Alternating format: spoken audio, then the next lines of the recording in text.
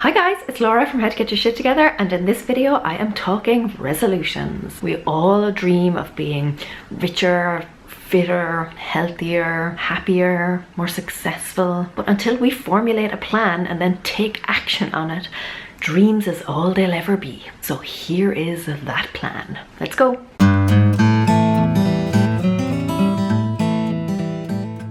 So, setting any New Year's resolutions? No. I don't do New Year's resolutions. Okay, the first thing that I am going to say is going to change your life.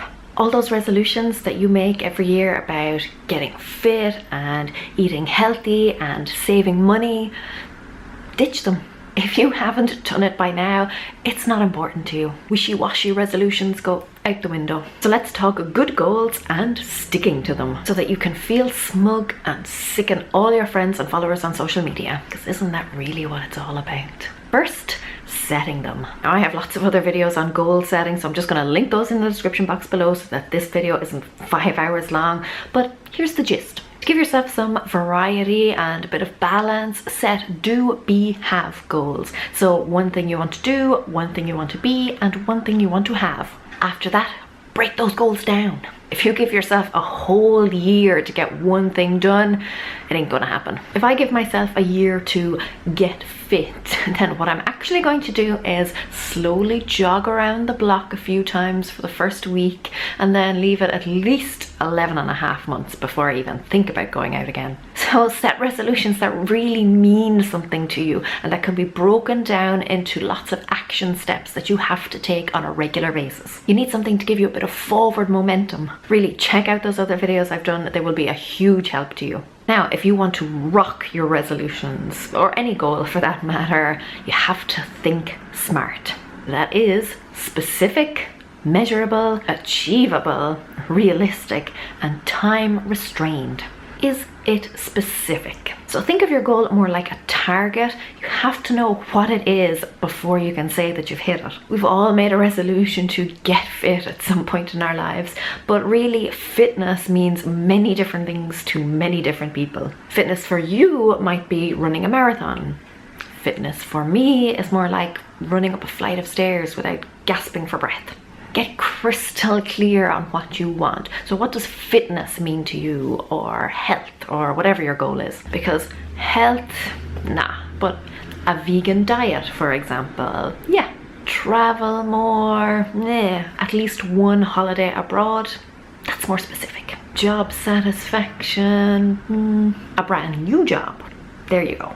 So get rid of the vague, abstract goals and get specific. What does your goal look like? What does it mean in practical, everyday terms? And is it measurable? To me, this is probably the most important one. If your goal is to increase sales, let's say, how are you going to measure that? I mean, making €1 extra is technically an increase, but that's probably not what you're aiming for. You need to know both where you are right now and where you want to be. So if your goal is to lose weight, for example, you need to know how much you weigh right now and how much you want to weigh when you're done. It sounds so simple, but it is amazing how easy it is to just jump into something at those beginning stages when you are full of enthusiasm and motivation. Like when you suddenly decide to just move all of the furniture around, or repaint a room, or just clean like a crazy person, and then you wish you had taken before photos. Happened to me all the time when I was doing the KonMari method. This is exactly why you need to have a plan prior to starting, and why you need to be specific, because really, how do you measure something like fitness? It needs to be something tangible, you know, like maybe being able to swim 50 laps of the pool without stopping, or being able to bench press a certain weight, or run a certain distance. But again, find out where you are right now. There's no point bragging that you can run 10k if beforehand you were able to run 9. Something that will serve as a helpful reminder is to think of goals in terms of X amount more. So I want to earn 10% more money. Okay, so I need to know how much I'm earning right now and then add 10% to it. It can also really help to have software or tools or whatever to track your progress. So something like a fitness tracker, a basic spreadsheet, good old-fashioned pen and paper, whatever. It's really easy to be blind to the small changes that we make every day, so you may not even realize how much progress you're making, or not making, as the case may be. Maybe you need a bit of a kick up the arse. But measuring makes you much more mindful of it. It's hard to argue with black and white facts. Take your before photos and then continue to take progress pictures along the way. You can always delete them later if you want, but you can't manufacture them after the fact. But chart your journey. You know, you can't see how far you've come if you don't know where you started or where you're going. Is it achievable?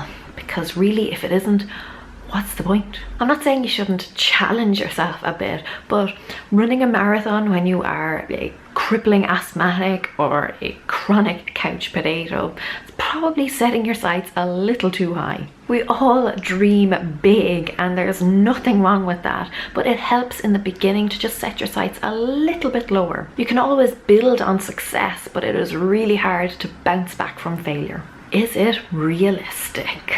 So you may buy a ticket every week, but realistically your chances of winning the lottery are significantly slimmer than if you just increased your earnings by, you know, working harder, hustling, or increasing your savings by cutting back on those bigger splurges. And remember to take everything into account, because something like running a marathon can seem all fine and dandy, but you have to buy good running gear, which can be expensive, and have a good training plan, which can be very time consuming. Most goals worth aiming for require some sacrifice, so usually it's losing money, losing time, or losing sleep. If it's the marathon example, it's losing a few toenails. Ooh. Goals are great, but get real. You know, how much is it really going to cost you? And then 1, can you afford it? And 2, are you willing to pay it? Is it time restrained? I don't know if you've heard this saying, but I heard it in school and it really stuck with me. If you want something done, ask a busy person to do it. People who don't have pressing deadlines are much more likely to procrastinate because they feel like they have all the time in the world. If you've got a whole year to make one thing happen, you're unlikely to feel any pressure or any real impetus to put in consistent effort. If, on the other hand, you break it down into lots of small, actionable steps, you know, little mini milestones, then you're much more likely to get the lead out. So let's just take a real world example. Your goal may be to get healthy. A noble aspiration, one that I've had many, many times. But let's put it through the smart ringer, see what comes out the other side. So how about you start off by saying that you want to eat 1 extra serving of veg at least 3 days a week, and that you're going to do that consistently for a month. Now you're getting somewhere, because that is very specific. It is measurable, a certain amount for a certain number of times a week. It's definitely achievable and realistic, and it's got a deadline and little markers along the way. And once that's done, you could then say that you are going to drink 1 extra glass of water at least 3 days a week for the next month. Again, you need to know how many glasses you are currently drinking. Then maybe you are going to go for a 30-minute walk 3 times a week for the following month. And before you know it, by the end of the year, you are eating healthier foods, you are staying hydrated, and you are getting regular exercise. Bam! There is your get healthy goal realized. But you got there by being smart. So think of your dreams and goals, resolutions, whatever you want to call them, as targets. Know exactly what they are, where they are, and when you need to hit them. Otherwise you're just shooting arrows in the dark, pissing into the wind.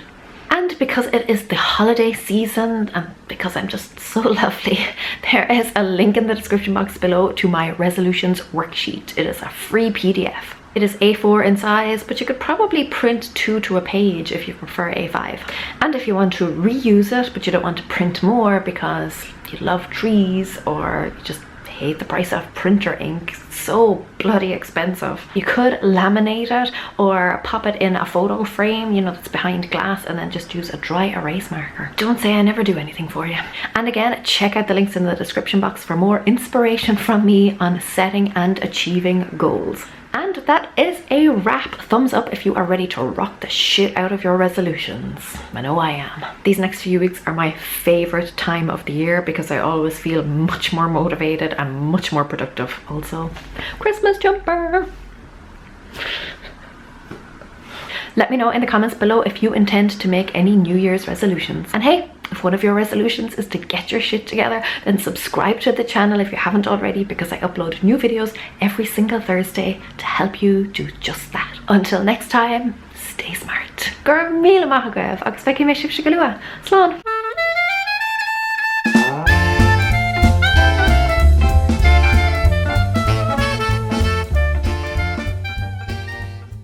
No point bragging about being able to run 10k if beforehand